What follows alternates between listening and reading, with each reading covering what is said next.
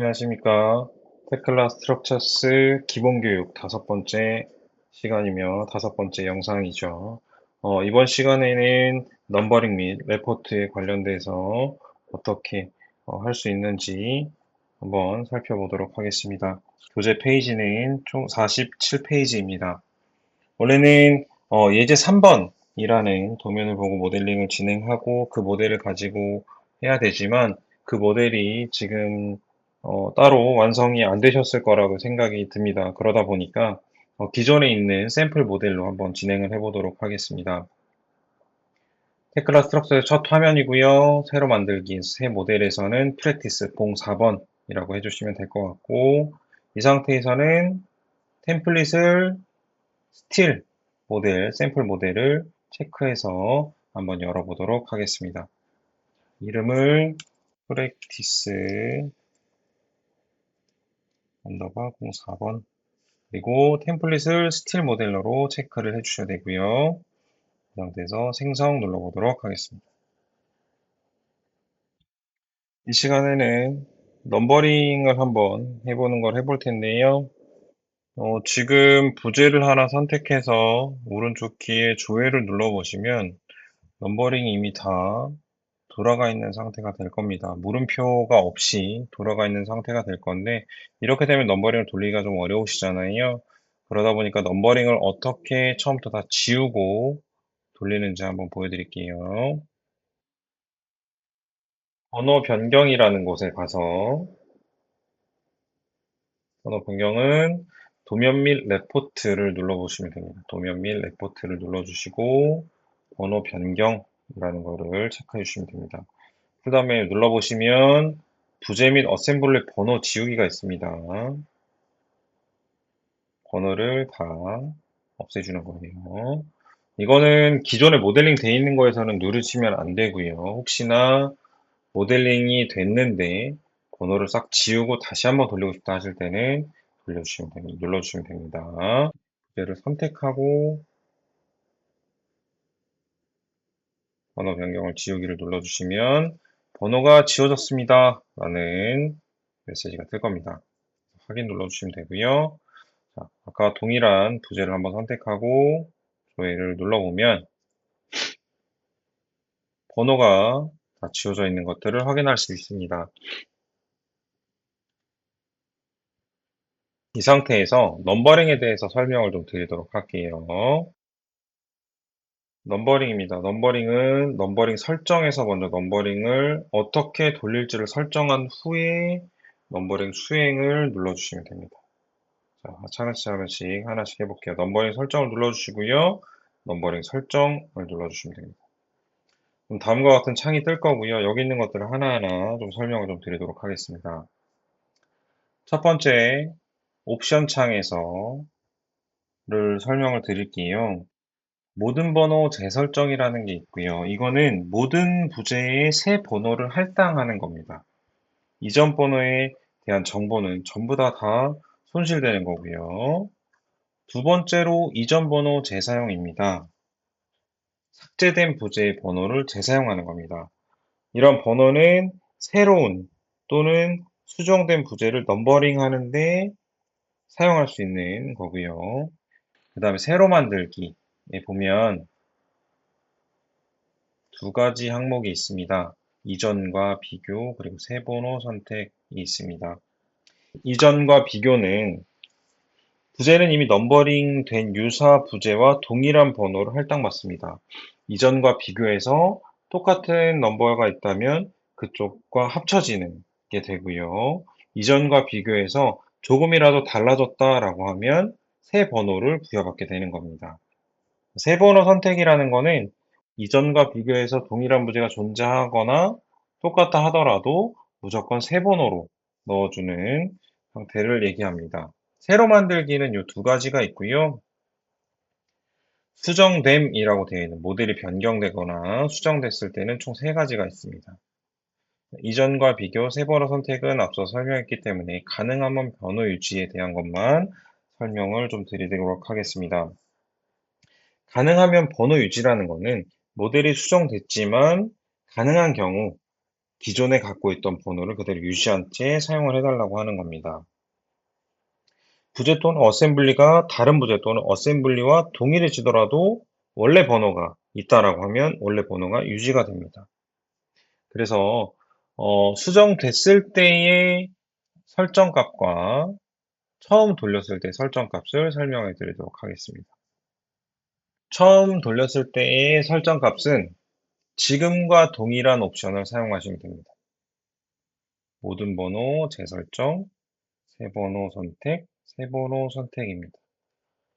자, 그리고 모델링이 다 완료가 된 상태에서 또 리비전이 발생하거나 수정사항이 발생해서 뭔가 모델을 수정했어요. 그런데 이미 모델링이 한 번 됐었기 때문에 그 상태에서 어떻게 돌리냐 하면 잘 보세요. 이전 번호 재사용, 이전과 비교, 가능하면 번호 유지. 이렇게 옵션이 변경되는 체크사항을 영상을 캡처하셔도 되고요. 저장을 한번 해주시면 됩니다.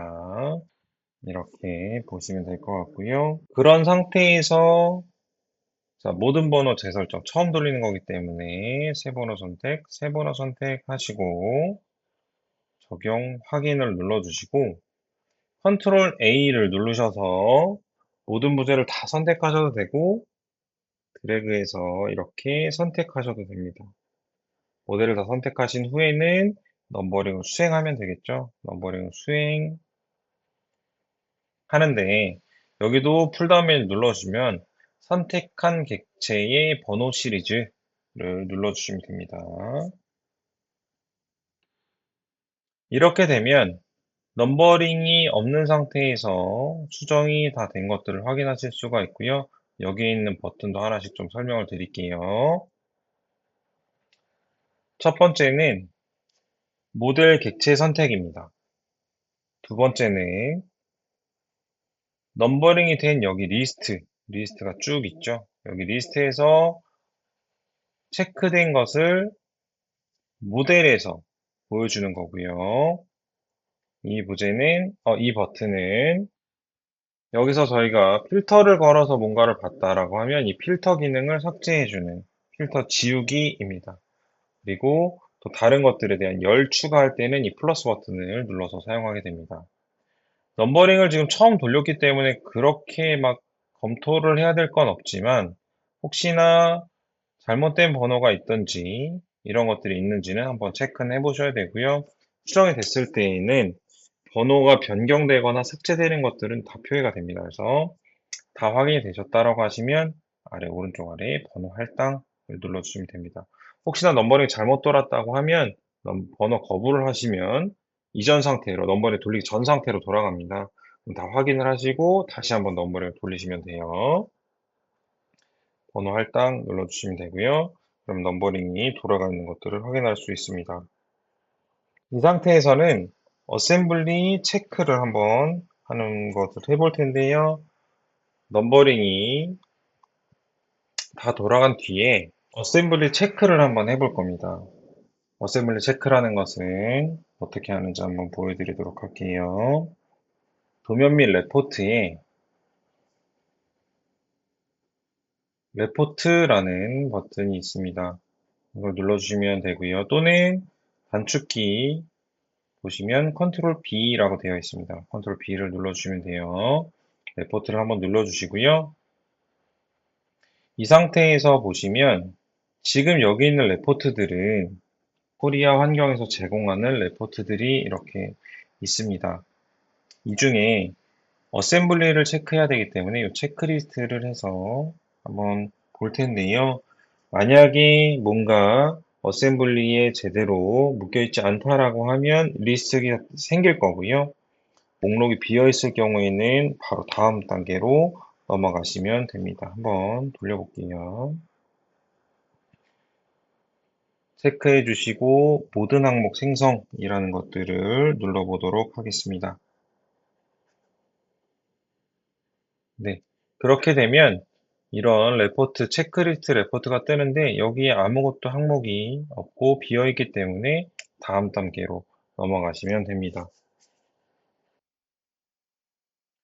네, 다음으로는 레포트를 한번 뽑는 건데, 물량 산출이라고 얘기하는 것들을 한번 해보려고 합니다.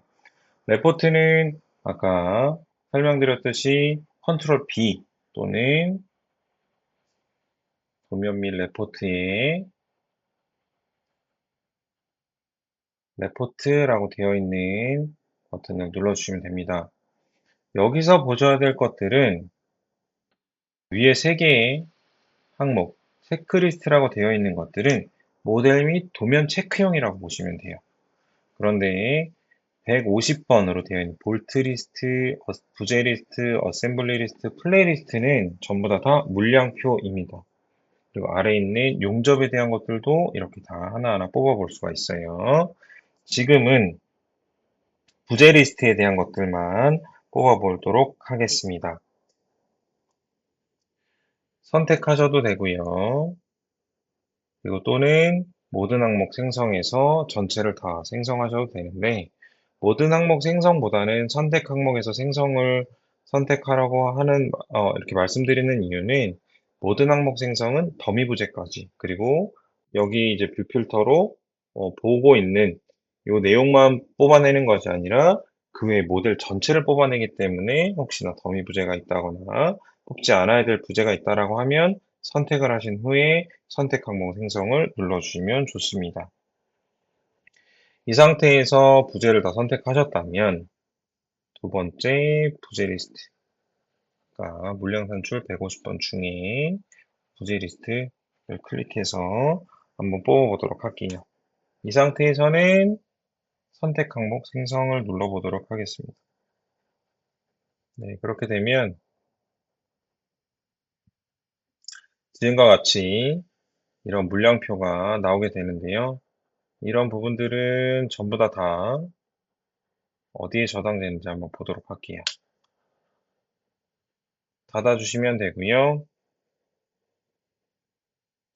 모델 폴더 열기 메뉴에서 모델 폴더 열기를 눌러주시면 모델 폴더가 바로 뜨게 되는데 레포트라는 폴더가 자동적으로 생성이 됩니다.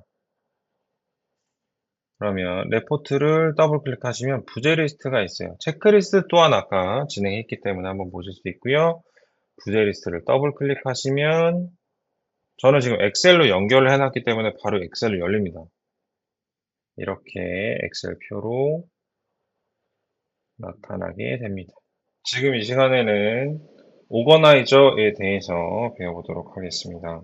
오거나이저는 관리 탭에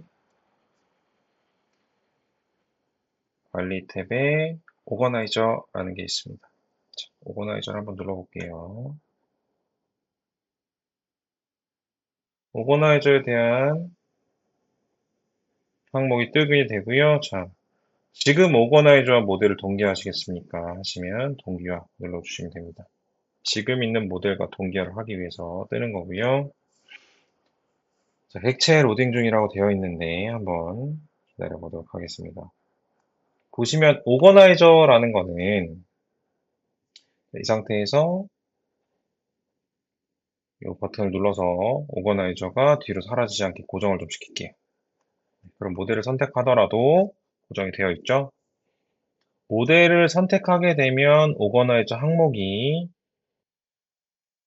이렇게 나타나게 됩니다. 가장 중요한 몇 가지만 좀 설명을 드리도록 하겠습니다.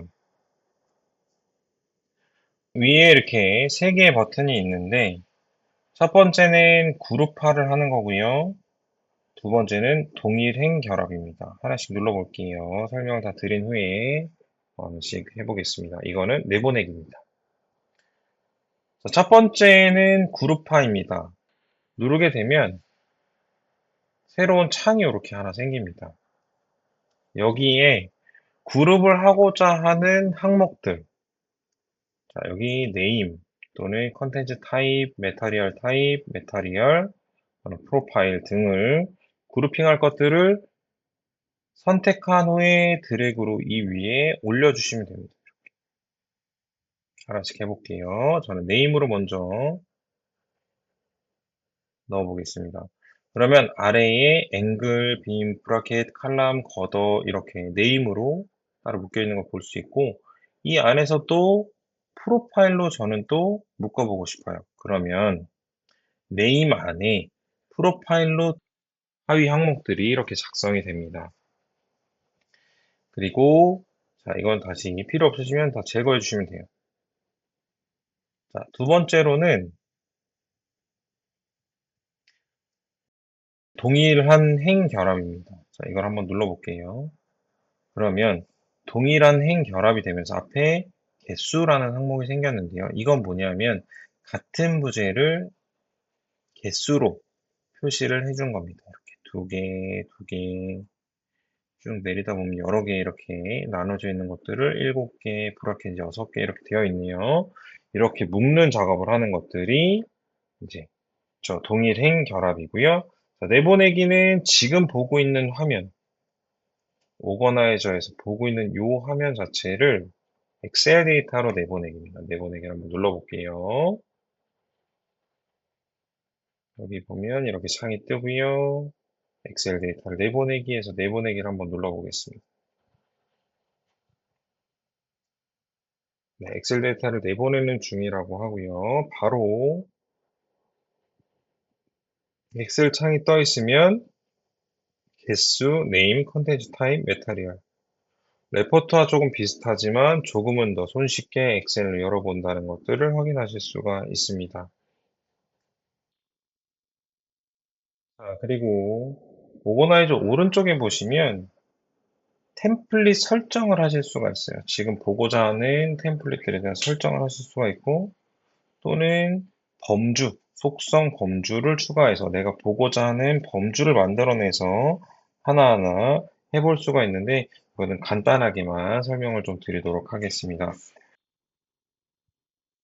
오거나이저 범주 속성을 한번 바꿔볼 텐데 범주 속성이라는 것들을 사용자 지정 범주를 선택해 주시고 이 상태에서 사용자 지정 범주 오른쪽 키에서 속성이라는 것들을 눌러서 한번 변경해 보도록 하겠습니다. 속성. 범주 속성입니다.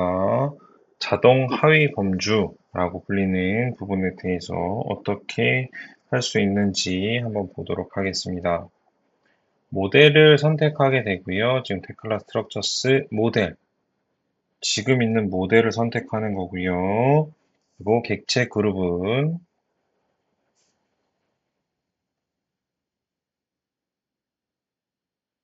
설정을 한번 해주셔야 되긴 합니다만은 이 상태에서 한번 행 추가를 하시고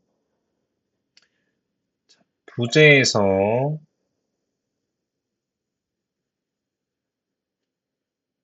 저희는 객체를 선택하도록 하겠습니다. 객체에서 객체 유형 같은 부재를 해서 하나를 다른 이름으로 부재라는 것을 만들어내겠습니다.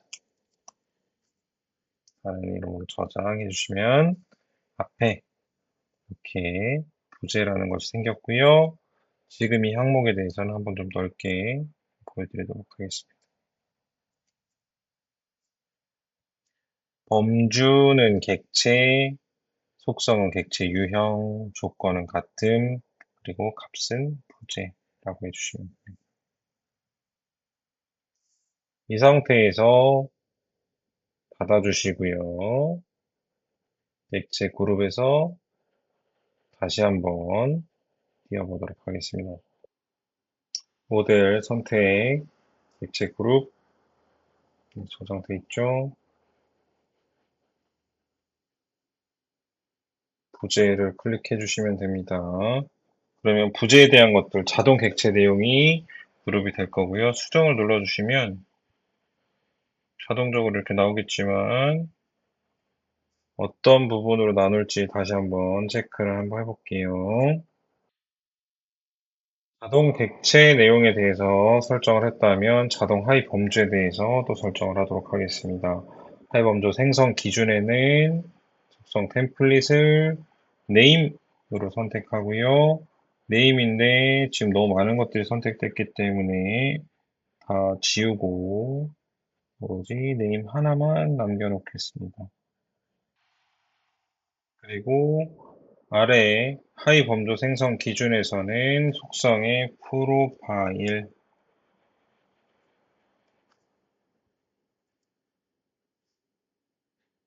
선택해 주시고 수정을 한번 눌러 볼게요. 그렇게 되면 사용자 지정 범주 안에 이름과 프로파일로 이렇게 나눠지는 것들을 확인하실 수가 있습니다. 오늘 영상은 여기까지 오거나이저까지 하는 게 오늘 배워볼 내용이고요. 다음 시간에는 모델에 대한 것들이 완료가 됐기 때문에 모델이 더 완료된 이후에 기본 도면에 대한 것들을 어떻게 하나하나 해나갈 수 있는지에 대한 것들을 한번 영상으로 만들어 보도록 하겠습니다. 오늘 여기까지 들으시느라 수고 많으셨습니다.